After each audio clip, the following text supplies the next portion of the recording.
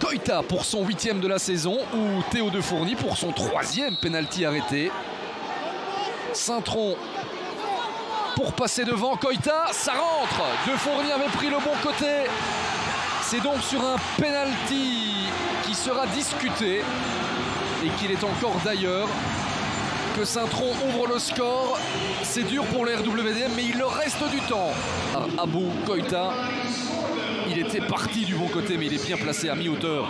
Ce ballon d'Abou Koita, 8e but de la saison. Il se rapproche à une petite longueur de Kevin Denki. Si on s'en réfère à cette statistique-là, c'est un résultat logique. On sait que les pénaltys apportent déjà, je crois que c'est 0.7. Oh, c'est pas mauvais! Oh, c'est pas mauvais! C'est même très bon pour McTargay qui vient égaliser à la 93e minute. Oh, mais quelle erreur de déconcentration dans la défense de Saint-Tron. Un but partout. Cette équipe. Alors on va revoir ce ballon de Duomo qui transite dans les pieds, tiens, de Xavier Mercier. Il n'y a pas de position de hors-jeu. Il n'y a absolument aucune position de hors-jeu. Ça a été dévié au premier plan par un Trudener. Et puis Gay qui est là, lucide pour faire la différence. Un but partout. L'égalisation de McTargay. 6e but de cette saison. Ah, ils ont en tout cas... Fujita qui joue parfaitement avec son corps. Boka. Il ne faut pas le toucher dans le rectangle. Boka, le centre, il est excellent. La tête! Ah, Shioka qui vient punir le RWDM dans cette fin de match. Mais quelle rencontre! On s'est ennuyé pendant 80 minutes. Et le spectacle de cette fin de match, il en a des crampes, mais depuis tout à l'heure. Excellent centre d'Eric Boka. Regardez, il conserve ce ballon. Le centre va filer deuxième poteau.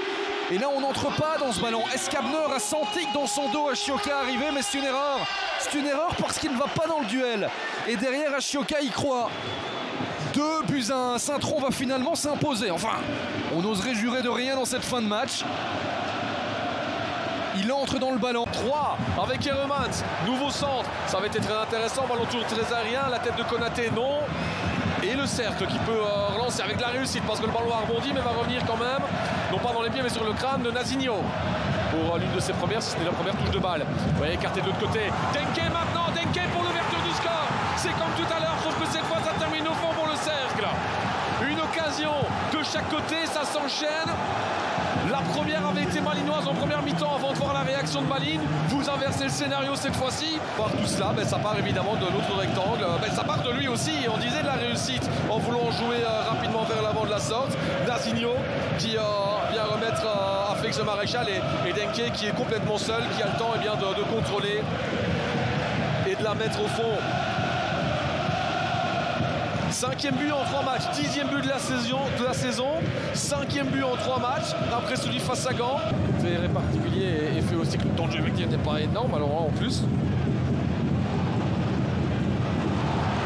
Oh, c'est passé, et là c'est peut-être la balle pour tuer le match, oui, justement, Olaegbe, changement payant pour Miran Muzic. Kazim Olaegbe alors qu'on s'apprêtait à faire un double changement pour Malines. Pour tenter d'inverser la tendance dans ces 20 dernières minutes. Là, elles vont être très longues. Déjà, comment il se défait aussi de Cobout et derrière, il élimine Bates. C'est pas Cobout, c'était Vanek, pardon, autant pour moi. Ouais, Bates, il n'y a pas eu de contact. Il se fait avoir sur le dribble de l'AEKB qui vient punir ensuite. Ah oui, s'est fait complètement manger là le défenseur écossais Kazim Olaegbe. On a quand même l'impression que le but annulé a concrétisé la supériorité Carolo et que ça a fait encore plus douter Eupen. Oui. Mais attention, regardez ici cette reconversion avec Christy Davis qui n'a pas touché beaucoup de ballons, mais la décision est bonne avec Kral pour le but. Eh bien oui, eh bien voilà.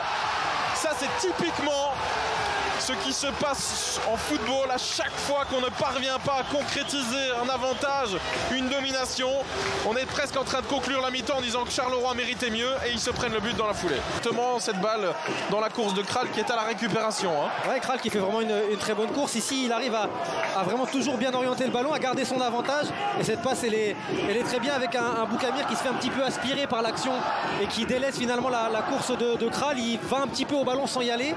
C'est ce qui explique que Kral est seul, mais quand même pour un défenseur, la qualité technique de Kral sur le contrôle frappe, magnifique. Ouais, bon enchaînement alors qu'on aura 4 minutes de temps de couverture. Magnier dans le dos de Guillagon, on est dans le rectangle, attention à ne pas commettre la faute évidemment. Le centre de Magnier, il est pas mal là au deuxième. Ouais, c'était un très bon ballon de Gary Magnier. Avec un Kofi qui n'était pas du tout sur ses appuis en plus. Et revoici Gary Magnier qui a le temps de centrer, de lever la tête, ballon en retrait, c'est pas mal et ça va être but, ça va être que c'est bien joué. Et ce but-là, on parlait de hold-up en fin de première mi-temps, mais là pour l'instant, Eupen est en train d'équilibrer les échanges, Swan. De 2 buts. Ici, on voit l'espace est complètement libre pour Magnier. On est vraiment loin, côté Zorgan notamment. Et c'est très bien joué ici de voir cette passe-là parce qu'il y a vraiment l'espace pour pouvoir ajuster Kofi. Et tout le monde est attiré le premier poteau ici, on n'est pas attentif du tout. Exactement, avec Magnier qui ne regarde pas, vraiment il va donner le ballon, pas d'indication. Et puis il y a, je trouve aussi un problème de communication entre Zorgan et Guillagon. Vertonghen. Il y avait de l'idée là, dans ce bon ballon de Nsinghi justement, la frappe peut-être. Oui. Oh quel but! Quel goal! Mais alors là, il est parti, mais tout le monde, regardez ce ballon. On ne savait pas si Misao allait tenter sa chance. J'ai quand même le sentiment que Schmeichel, il part avec un train de retard là. Oui, parce que j'avais l'impression, elle n'était pas si violente que ça. On va revoir. D'abord Nsinghi, il y a un bon travail là ici. On ne parvient pas à récupérer. Regardez Misao où il est tranquille. Elle est un peu flottante effectivement, mais d'ici on verra mieux. C'est un petit peu avancé aussi, ouais, quand même. Il a un pas d'hésitation, Marc. Et alors, comme il est un tout petit peu avancé, il est battu par la frappe. Ceci dit, c'est une belle frappe.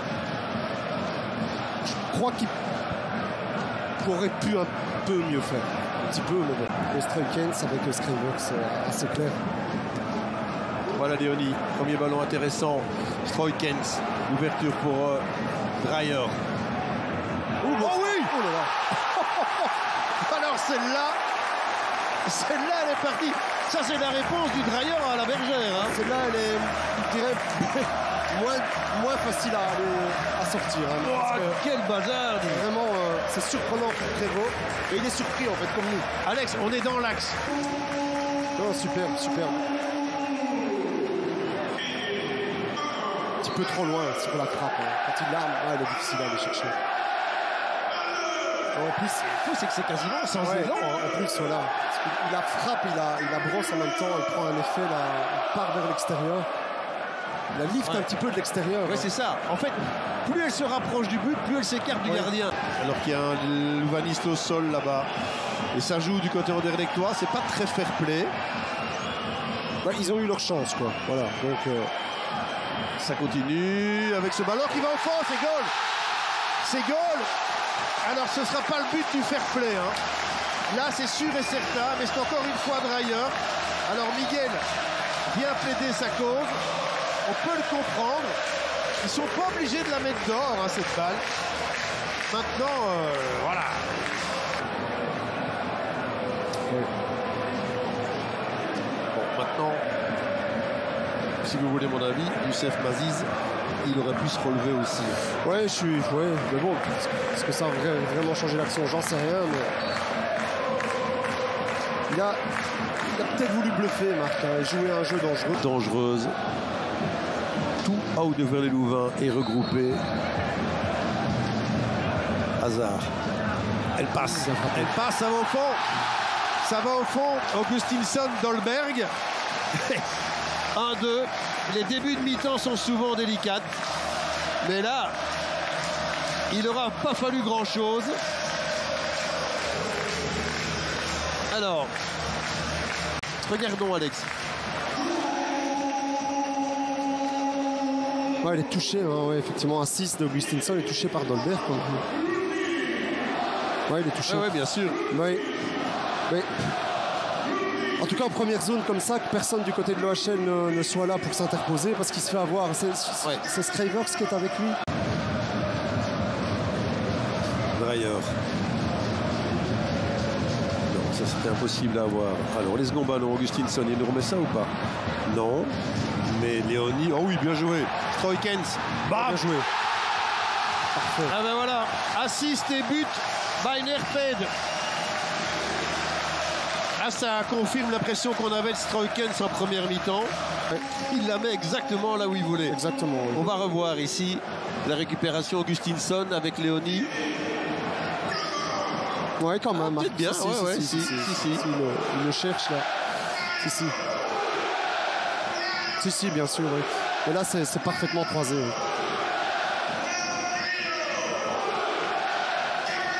Et il la met très bien dans le bon tempo, même. Dans le bon timing. Effectivement. Il s'applique super bien pour la donner. Parce que sinon, ces types-là, il y en a quand même un paquet qui va partir dans le mercato hivernal. Bien joué, Ndiaye. Voilà, Arnstad, justement. Pour qui? Dreyer de nouveau. Oh là là. Alors là, celui-là. Oh là là. Celui-là, c'est peut-être le plus beau, Alex. Le pauvre Prévost. Parce que, franchement, Ouais. ça, il a fait exactement ce qu'il voulait. Ouais. Il l'a mise là où il a voulu. Mais la qualité de pied, là, effectivement. Mais le pauvre Prévost.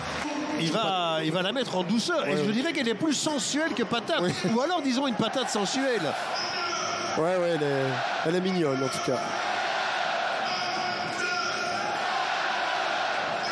Nouveau, juste avancé, en fait, pour ne pas pouvoir intervenir. C'est pas une critique, hein, parce qu'elle est drôlement bien placée. Mais Dreyer, c'est exactement ce qu'il fait. Hein. Il le voit, il voit la position de Prévost. On va passer un très bon quart d'heure en compagnie de Patrick et Thomas qui vont nous expliquer pourquoi tout est cadenassé. À moins que. Incroyable.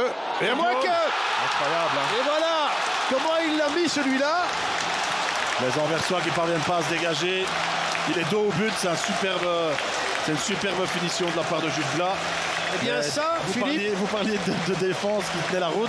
qui est complètement surpris, s'y attend pas. Comment ça se passe là? Ah, ils ont l'occasion, c'est lui qui contrôle le ballon et que l'Uncam, etc., qui ne parvient pas à dégager. Et dos au but, ce qu'il réalise là.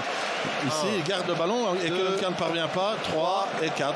Il y a même une double touche là. C'est génial ce qu'il fait, hein. Dos au but, c'est un but, franchement, c'est une finition exceptionnelle. Exceptionnelle. Ah là, on se rend compte pourquoi il a été à la limite, la frontière de jouer avec le grand Barça. Oh, ça, il est splendide ce goal. À quoi ça tient un match? À quoi ça tient? Tu as bien enfoui le papier de son coach pour qu'on ne le voit pas. Il passe là. Erreur de Meyer. Terrible. Première touche de balle, hein. Et il y a Nikeda qui arrive là-dedans. Alors là, pour un changement gagnant. C'est incroyable ce qui se passe. Mais quelle erreur de Meyer. Je me demande si c'est pas la première frappe cadrée de l'Antwerp. C'est encore sur une remise en jeu. Hein. Ouais. Oh là là, que c'est mal défendu. Et la finition, elle est parfaite. Hein. Alors il n'a que 17 ans, le gaillard. On dirait qu'il fait plus, hein. Mais il n'a que 17 ans. Et moi, très honnêtement, le rebond, il est quand même terrible aussi.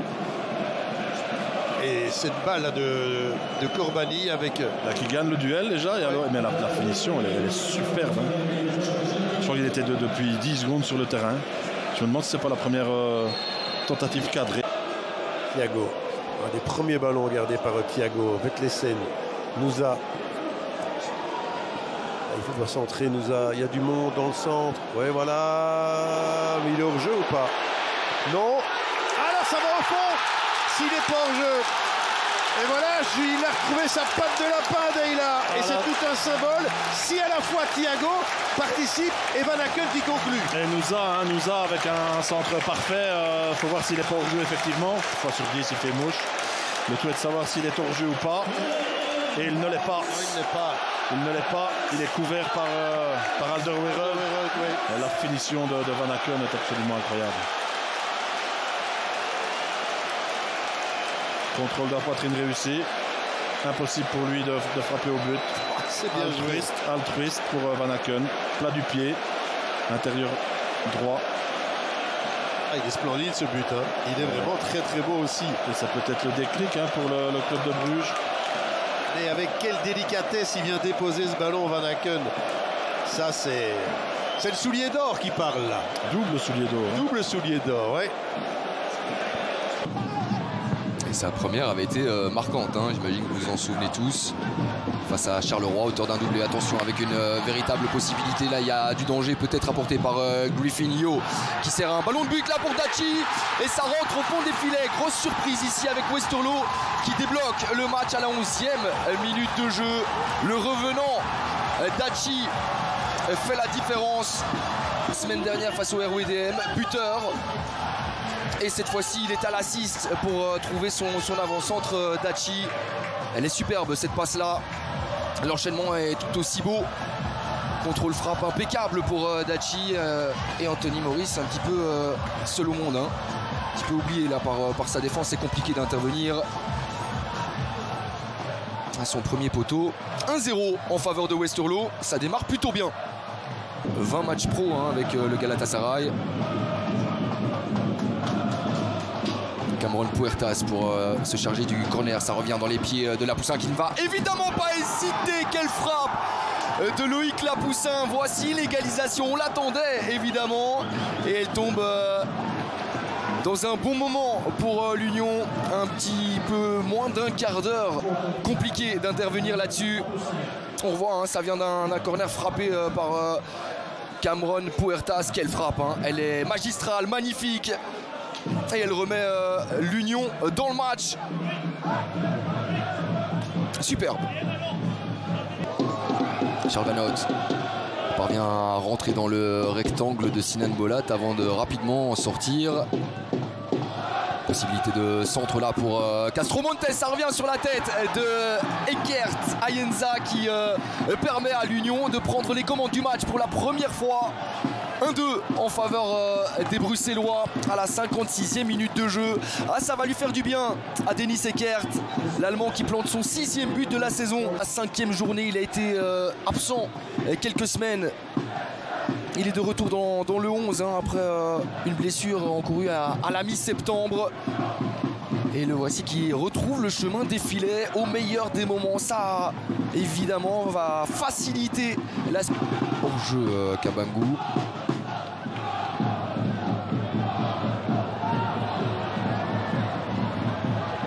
Oh, attention avec Amoura, facile face à Sinan Bolat cette fois-ci. Il trouve le chemin des filets, il est dans tous les bons coups. Hyper performant depuis son arrivée au club, on le disait. Hein. Et là, on sent bien que c'est le but de la délivrance pour l'Union. Le but de la fin pour Westerlo. Avec 2 longueurs d'avance, on voit mal hein, les unionistes lâcher cette partie. Et la finition impeccable, facile, hein, tranquille, face à Sinan Bolat qui cette fois-ci ne peut absolument rien faire. Et le corner qui suit pour qui? Attention, là ils sont tout seuls à l'entrée du rectangle. Et là il ne peut rien faire sur cette déviation de Tarek Tissoudali qui finit par ouvrir le score pour Gand, 1-0. Ouais, Baudard est pris à contre-pied parce qu'il était déjà en train de plonger pour la tête. Il doit être dégoûté, Baudard. Il a tout sorti pendant 31 minutes. Et voilà, bah regardez, et merci à la réalisation de nous proposer parce que ça, c'est la frustration absolue pour un gardien qui... Regardez, ils sont 3 tout seuls. Ils sont 3 tout seuls. Et puis après, regardez, Fossi, il doit être plus près parce que Tissoudali, il n'est pas dans une position facile. Je me demande si c'est pas un autobut de Fossi. Quand je revois sous cet angle-là, déviation de Tissoudali sur le buste de Fossi. Ouais, c'est possible, ouais. Bon, de toute façon, le résultat est le même, c'est 1-0 pour Gand. Quand ils sont comme ça, ils sont très forts, hein, franchement.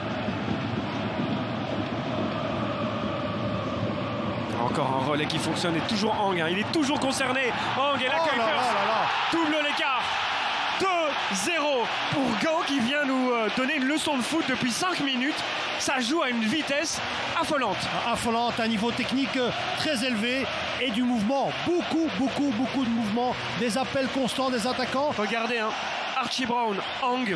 Quelle puissance, regardez Archie ici. Brown et Kuipers inscrit son 4e but de la saison. Et le centre aussi est intelligent parce il peut centrer à terre. Non, il lève le ballon. Vous avez vu la course croisée de Tissoudali qui file au premier poteau, qui emmène 2 joueurs avec lui. Kuipers a compris que c'était en 2e zone que l'espace allait se libérer. Et vous avez vu Brand depuis 10 minutes. Bakura, c'est vrai, c'est un des tournants du match, rater ce penalty. L'occasion d'ailleurs dans la foulée aussi. Faudra s'en rappeler, Nordine. cette occasion où il lobe trop haut. Attention parce que pendant ce temps-là, Kuiper c'est dans le rectangle. Il ne parvient pas à trouver un partenaire. Quoique Tissoudali la feinte. Tissoudali, le but, c'est 3-0. Toujours cette petite feinte, Benjamin, vous avez vu cette feinte de frappe, mais il sait que les défenseurs sont trop proches, donc il ne frappe pas. Voir, ça c'est une de ses forces. Regarde ici, de nouveau dans l'intervalle. Ouais. L'intervalle, le bon appel. Et là il y a regardez 3 ici défenseurs. Genepo qui n'a pas le réflexe. Mais non, il est trop bas malheureusement pour lui. Regardez la petite feinte. Elle est magnifique cette feinte et il est pris à contre-pied. Mais regardez les 3 défenseurs centraux là qui se marchent un peu dessus. Ils touchent tous les 3 la balle. Et ça profite finalement à Tissoudali. Parce que ça va trop vite. Il y a plus de bleus que de rouge forcément dans les zones de contrôle. Ce n'est pas une grande surprise. Ou attention la prise de risque parce que Price est derrière quand même. Kanga la frappe. Kanga la frappe. Kanga le but. Le Standard était mieux dans le match. Le Standard est complètement dans le match. 3-1, il reste beaucoup de temps. Ouais, très bien joué.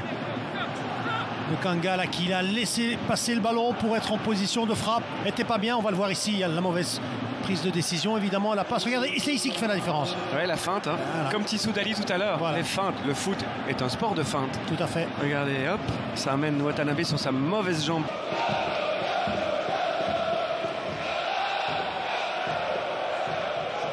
Pencil face à Ojo pour revenir en arrière avec Rozovski, la tentative de centre au deuxième poteau et là il y a Tolou. Oui, ça finit au fond et voilà les centres-têtes cette fois-ci. Eh bien ça permet aux Limbourgeois de mener au score et ça permet aussi à Tolou de reprendre un petit peu de confiance. Et on revoit ici petit ballon en retrait pour Rozovski. Centre parfaitement donné et cette fois-ci il y avait quelqu'un dans cette zone là, c'est ce qu'il manquait trop souvent en première période. Magnifique passe de Rozovski. Le classement est assez serré, un petit peu à l'image de notre Pro League. Tout peut aller très vite, une victoire, une défaite et on se retrouve leader du championnat. Pencil, il est suivi par Tolou. Non, le retour de Joao Silva mais ça finit au fond. Le voilà, le but du break signé Pencil. Les contre-attaques éclairs, elles font mal. Compliqué, hein. Alors qu'on revoit la très bonne passe de Heinen pour aller chercher un petit peu de verticalité, casser des lignes.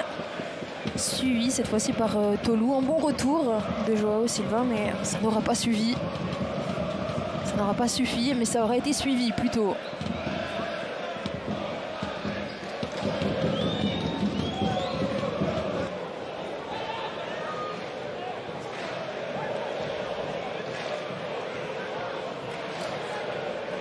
Zekiri, repoussé par Malinov, avec Galarza, la tentative. Vandenberg, attention Zekiri, et le but. Est-ce que c'est pas un but contre son camp de Joao Silva? Mais dans tous les cas, il y avait une position de hors-jeu. Kane qui pensait avoir marqué le 3e.